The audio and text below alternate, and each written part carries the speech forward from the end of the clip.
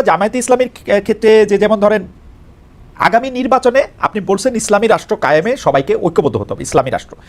এখন ঘটনা হচ্ছে যে জামায়াতে ইসলামী ইসলামী রাষ্ট্রের কথা বলে, ইসলামী আদর্শের কথা বলে, কিন্তু আবার অনেকে এই প্রশ্ন করেন যে আপনারা যখন বিএনপির সাথে জোটবদ্ধ হন, শেখ হাসিনার সাথে একসাথে আন্দোলন করেন, তখন আপনারা আবার নারী নেতৃত্ব মেনে নেন। এইটা আপনাদের একটা দ্বৈত অবস্থান কিনা, মানে ক্ষমতায় যাওয়ার জন্য বা ক্ষমতার পাশাপাশি থাকার জন্য এইটা আপনাদের একটা ডাবল স্ট্যান্ডার্ড? না, আমি খুব সুন্দর কথা বলেন। আমি আপনার মাধ্যমে এই কথাটা আবার দেশবাসী এবং দুনিয়াবাসীর কাছে পরিষ্কার করার সুযোগ পেলাম।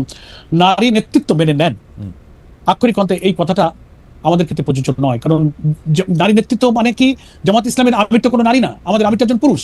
বেগম জিয়ার সাথে আমরা জোট করেছিলাম, বেগম জিয়া তার দলের নেত্রী, না জোটের নেত্রী, আপনার সাথে তর্ক করে পারবো না, কিন্তু উনি জোটের নেত্রী। না, তার জোটের নেত্রী মানে চারটা দলের যে জোট, সেই জোটের তিনি প্রধান নেত্রী। তার অর্থ তিনি জামাতের নেত্রী না, তিনি জোটের নেত্রী ছিলেন। তো জোট একটা তো হতে পারে, জোট একটা পলিটিক্যাল আইডিয়াতে একটা আধিপত্যবাদ বিরোধী আওয়ামী দুঃশাসনের বিরুদ্ধে একটা জোট হয়েছিল। তার দলের নেতা নেত্রী তিনি আলাদা থাকবেন, এবং তিনি ব্যক্তি বেগম জিয়া হিসেবে নয়, বিএনপির চিফ হিসেবে তিনি দলের প্রধান হয়েছেন। উনি ওখানে যদি কোনো পুরুষ থাকতো তিনি ওই জোটের প্রধান হতেন। সেজন্য নারী নেতৃত্ব তো বিএনপি মেনে নিয়েছে, আমাদের নেতা তো পুরুষ। এই জন্য এই কনফিউশনটা অনেকে তৈরি করে। আপনারা যখন জোট করেছেন খালেদা জিয়া আপনাদের নেতা ছিলেন না? না, খালেদা জিয়ার কথা আমাদের দল চলেনি। জোটের কর্মসূচি, কম্বাইন্ড কর্মসূচি আমরা খালেদা জিয়া ঠিক করে দিয়েছেন না আপনারা কত আসন নির্বাচন করবেন, বিএনপি কত আসন নির্বাচন করবেন? না, আমরা সবাই মিলে করেছি, কেউ একক সিদ্ধান্ত করেনি। আমরা যাদের সাথে জোট করেছি যখন কোনো সিদ্ধান্ত নিয়ে মতদ্বৈততা হয়েছে তখন খালেদা জিয়ার সিদ্ধান্তই প্রিভেল করে নাই?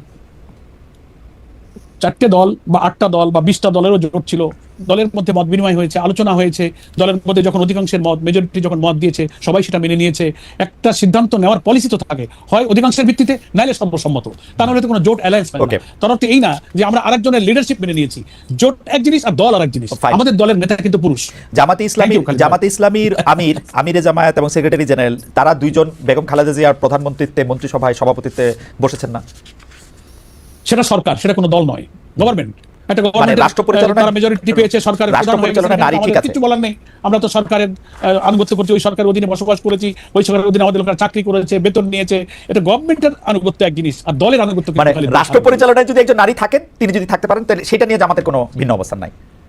না, ইসলামের রাষ্ট্রের প্রধান নারী হবেন না, এটা হচ্ছে ইসলামী শরঈ বিধান। কিন্তু উনি যে রাষ্ট্রের প্রধানমন্ত্রী, ওটা তো ইসলামী রাষ্ট্র ছিল না। প্রধানমন্ত্রী হয়েছেন, রাষ্ট্র চালাচ্ছেন, আমরা সেই দেশের নাগরিক হিসেবে মানে we are bound to ওবে the order, আমাদের মানতে হয়েছে। দলের প্রধান তো আমাদের পুরুষ, আর ইসলামে রাষ্ট্র শাসক যিনি নাম্বার 1 ব্যক্তি হবেন, সেখানে মহিলার ব্যাপারে না বলা হয়েছে। সেই ক্ষেত্রে জামাতে ইসলামী এটা মেনে নিচ্ছে, কারণ হচ্ছে যেহেতু বাংলাদেশ ইসলামিক রাষ্ট্র না, তাই তো? জি জি। তো বাংলাদেশ ইসলামিক রাষ্ট্র না হলে জামাত ইসলামিক একটি দল বা ইসলামিক একটি রাষ্ট্র কায়েম করতে চায়, সেটাকে একটু মানে কি বলবো, একটা দ্বৈত অবস্থান হচ্ছে কিনা? না, আমরা ইসলামের যে বিউটি, ইসলামের যে ওয়েলফেয়ারের যে কনসেপশন আছে, প্রিয় নবী মুহাম্মদ মুস্তাফা সাল্লাল্লাহু আলাইহি ওয়াসাল্লাম দুঃখী, বঞ্চিত, অনাহারী এবং মানে নির্যাতিত, নিপীড়িত, অধিকারহারা মানুষের মুক্তির জন্য অর্থনীতিতে যে আদর্শ দিয়েছিলেন, বিচার ব্যবস্থা যে আদর্শ রেখে গিয়েছিলেন, পারিবারিক জীবনে, সামাজিক জীবনে, মানুষের আয় উপার্জন, জীবন জীবিকা, সুবিচার, সেই কল্যাণ, সেই সুবিচার, সেই বিউটি অফ ইসলামের মধ্য দিয়ে আমরা এই রাষ্ট্রটা গড়তে চাই, যেখানে হিন্দু, মুসলিম, নারী, দল, মত, ধর্ম, বর্ণ নির্বিশেষে আল্লাহ রসুলের যুগে যেমন সেই শাসন থেকে, সেই গুড গভর্নেন্স, সেই ট্রান্সপারেন্সি থেকে সকলেই কল্যাণ পেয়েছে। আমরা মনে করি সেই সুশাসনের মধ্যে এমন শিক্ষা আছে, এমন কল্যাণ আছে, তা দিয়ে যদি একটা রাষ্ট্র গঠিত হয়, তার সুফল অমুসলিমও পাবে, নারীরাও পাবে, মুসলিমরাও পাবে, সকলেই কল্যাণ পাবে। সূর্যের আলো যেমন সকলকে আলো দেয়, বাতাস যেমন সকলকে বাতাস দিয়ে বাঁচিয়ে রাখে, আল্লাহ তাআলার প্রদত্ত বিধানের ভিত্তিতে যে সুফল, যে কল্যাণ দেশের সব নাগরিক সমানভাবে ভোগ করবে। আল্লাহ তাআলা কোরআনেই বলেছেন, ওয়া আনজালনাল হাদিদ ফিহি বাসুন শাদীদ। আবার বলেছেন, লিয়াকুমান নাসু বিল কিসত। আল্লাহ বাইয়িনা, কিতাব, মিজান, রাসূল দিয়ে সুবিচার কায়েমের জন্য বলেছেন। আমাদের ছেলেরা যে স্লোগান দিয়েছিল, উই ওয়ান্ট জাস্টিস, আল্লাহ সূরা হাদিদের মধ্যে যে জাস্টিসের কথা বলেছেন, লিয়াকুমান নাসু বিল কিসত। আমি যে সুবিচার দিয়েছি আসমান থেকে নাজিল হওয়া কিতাবের ভিত্তিতে, সেই সুবিচারের মধ্যে দিয়ে তোমরা সমাজ এবং রাষ্ট্র ব্যবস্থা কায়েম করো।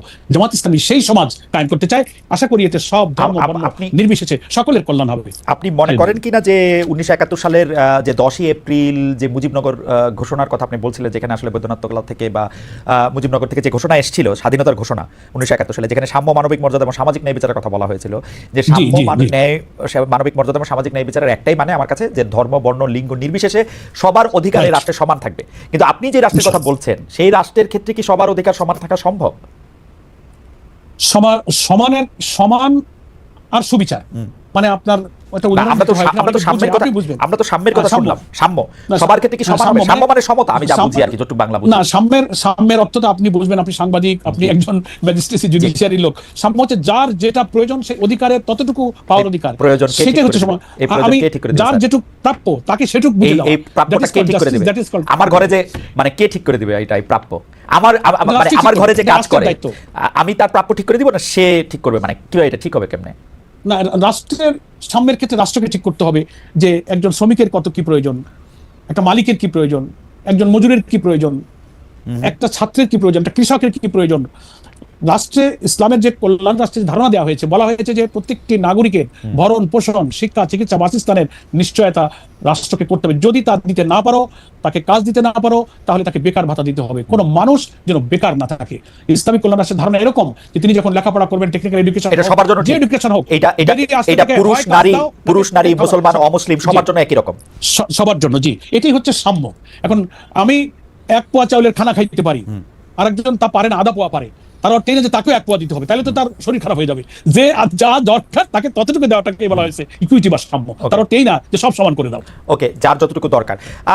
আমরা কি একটু জানতে পারি যে ধরেন আমরা যখন একটা ইসলামী রাষ্ট্রের কথা বলি, আমি ইসলামী আদর্শের কথা যেসব রাজনৈতিক দলগুলির কথা বলে তাদের প্রসঙ্গে একটু পরে আসছি। মানে আমরা নানা ধরনের ইসলামিক রাষ্ট্র এখন দেখতে পাই যাদের নামের সাথে ইসলামিক আসে, যেমন ধরেন সৌদি আরব একরকম, টার্কি একরকম, মালয়েশিয়া একরকম, ইরান একরকম, আরও আফ্রিকার বিভিন্ন দেশে আরও নানা রকম মডেল আছে, মৌরিতানিয়াতে একরকম, ওমানে আরেক রকম। তো আমরা আসলে কোনটা আমাদের জন্য নিব বা ফলো করব? ইন্দোনেশিয়া, মালয়েশিয়াও আবার আরেক রকম আছে। মানে আমরা খুবই সিনসিয়ারলি আমি বলবো যে বাংলাদেশে ইসলামিক কল্যাণ রাষ্ট্রের যে ধারণা আমরা কোরআন এবং হাদিস থেকে পাই, শতভাগ সেই স্ট্যান্ডার্ডে কোনো রাষ্ট্র এখন নেই। ওকে, কিছু আছে, হয়তো 12 আনা আছে, 8 আনা আছে, 50%, 60%, 70। তো আমরা চাচ্ছি যে একটা রাষ্ট্রের শতভাগ ক্ষেত্রে যদি কল্যাণের এই ধারণাটা সুপ্রতিষ্ঠিত হয়, তাহলে মানুষের মধ্যে কল্যাণটাও পূর্ণ হবে। এই জন্য কোনো রাষ্ট্র প্র্যাকটিক্যালি এখন আমাদের মডেল নয়। আমাদের মডেল হচ্ছে ইসলামের সেই ব্যবস্থাটাই মডেল। সেই মডেলের জন্য আমরা অপেক্ষা করছি, চেষ্টা করব। আমরা মানবীয় সমাজের ভুল ত্রুটি, লিমিটেশন, ক্যাপাসিটি কম বেশি থাকতেই পারে। আমরা ট্রাই করি, চেষ্টা করি, এই দেশ আমাদের প্রিয় জন্মভূমি, এখানে আমরা জন্মেছি, আমাদের সন্তানদেরকে আমরা রেখে যাব যেন একটা ক্ষুধা, দারিদ্র্যমুক্ত, ইনসাফ এবং বৈষম্যমুক্ত, সুবিচারপূর্ণ, সমৃদ্ধ, নিরাপদ বাংলাদেশ রেখে যেতে পারি। সেটা ইসলামের কল্যাণজনক আদর্শের মধ্যে কিন্তু আছে।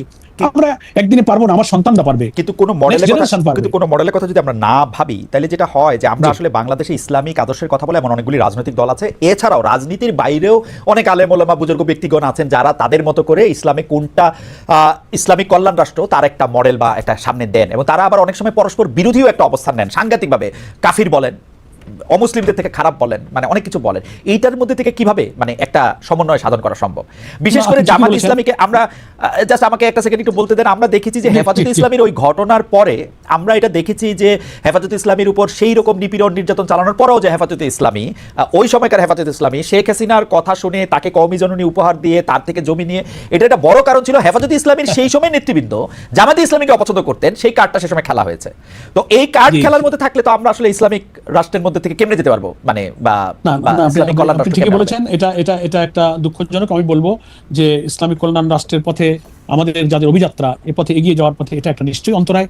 তবে ওই যে কিছু মতপার্থক্যের কথা আপনি বলেছেন, শরীয়তের বা ইসলামিক বিধানের বা কোরআন সুন্নাহর মৌলিক যে ব্যাপারগুলো, সেখানে কিন্তু এত বেশি মতপার্থক্য নেই। ফিকহি কিছু ব্যাপারে, গবেষণাগত কিছু বিষয়ে যেগুলোর উপর অ্যানালাইসিস চলে, গবেষণার ভিত্তিতে ভিন্ন ভিন্ন কিছু মত হতে পারে, যেটা ইসলামের ফরজিয়ত সরাসরি আল্লাহ তাআলার কোরআন এবং সুন্নাহ দ্বারা, রাসূলের সুন্নাহ দ্বারা প্রমাণিত, এর সরাসরি উল্টে চলে যায়। এইসব ব্যাপারে কিন্তু বেশি মতপার্থক্য সমাজে নেই।